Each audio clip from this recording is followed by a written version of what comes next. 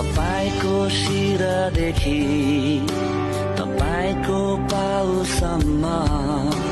थियो केवल माया त्यो क्रुसमा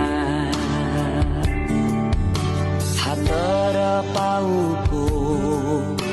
काटीले रोकेन रोक्यो मेरो मायाले त्यो क्रुसमा वर्णन गर्न नसकिने प्रेम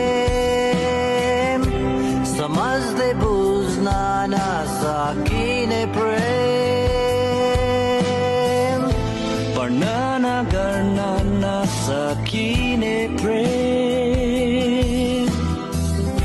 समझले बुझ्न नसकिने प्रेम पराइलाई आफ्नो बनाउने प्रेम येशूको प्रेम मेरो लागि